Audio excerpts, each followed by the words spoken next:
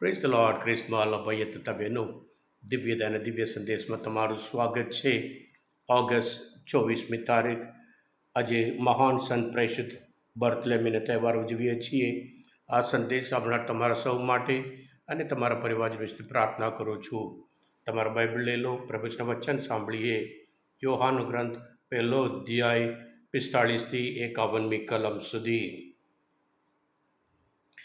નથનાએલનો બેટો થતાં ફિલિપે તેને કહ્યું, જેને વિશે મોશેએ નિયમ સંહિતામાં અને પૈગંબરોએ પણ લખેલું છે, તેનો અમને બેઠો થયો છે.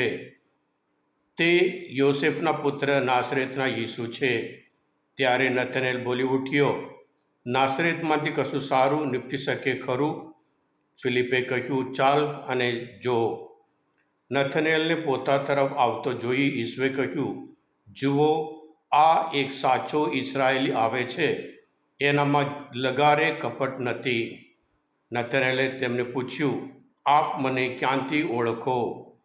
ઈસુએ જવાબ આપ્યો, ફિલિપે તેને બોલાવ્યો તે પહેલાં મેં તને અંજીરના ઝાડ તળે જોયો હતો. નથનાએલે કહ્યું, ગુરુજી, આપ ઈશ્વરના પુત્ર છો, આપ ઇસરાયેલના રાજા છો. ઈસુએ તેને કહ્યું, મેં તને અંજીરના ઝાડ તળે જોયો હતો એમ મેં કહ્યું એટલા ઉપરથી તને મારા ઉપર શ્રદ્ધા બેઠી છે. એના કરતાં પણ મોટી બાબતો તને જોવા મળશે. પછી એમણે કહ્યું, હું તમને સાચું કહું છું, તમે આકાશને ઉઘડેલું અને દેવદૂતોને માનવ પુત્ર દ્વારા ચડતા અને ઉતરતા જોશો. આ પ્રભુની વાણી છે, તે આપણો આધાર છે.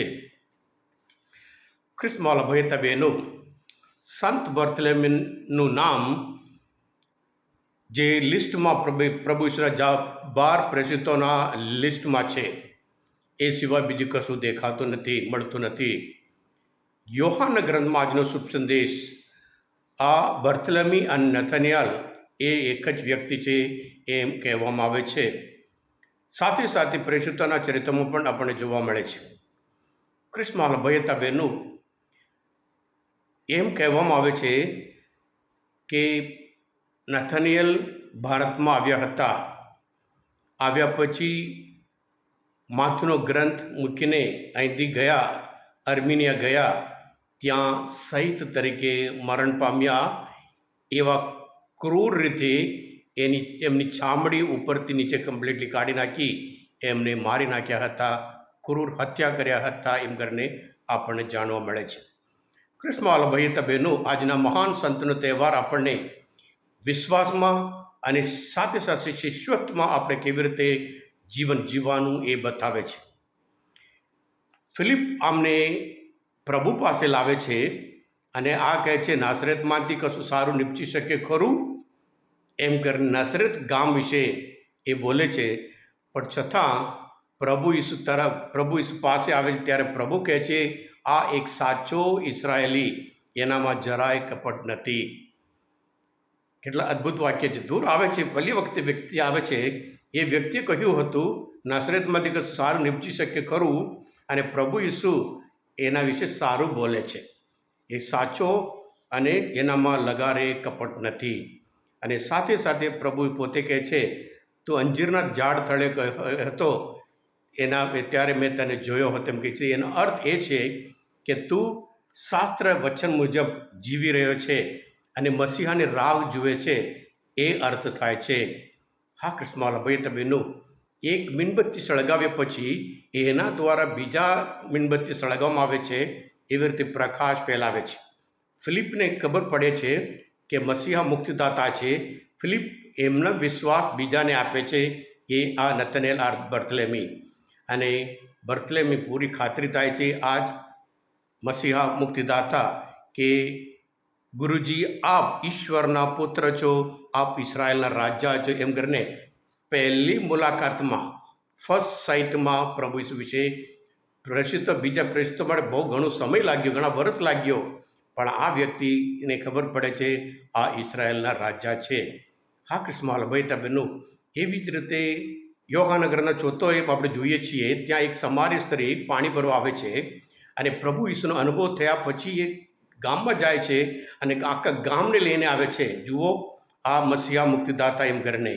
અને ગામવાળા પ્રભુ પાસે આવીને અનુભવ થયા પછી કહે છે તે અમને કહ્યું એના લીધે અમને શ્રદ્ધા નહીં, અમે પોતે જાતે અનુભવ કર્યો છે એ જ ખરેખર મસીહા જેમ કરીને એ લોકો પણ ખાતરી આપે છે, સાક્ષી પૂરે છે. ખ્રિસ્તમાં ભાઈ બહેનો, આપણે જાણીએ છીએ કે 2000 વર્ષથી આપણે ભારતમાં સંતોમાં આવ્યા અને એમ સંત બર્થલેમ પણ આવ્યા માગે છે.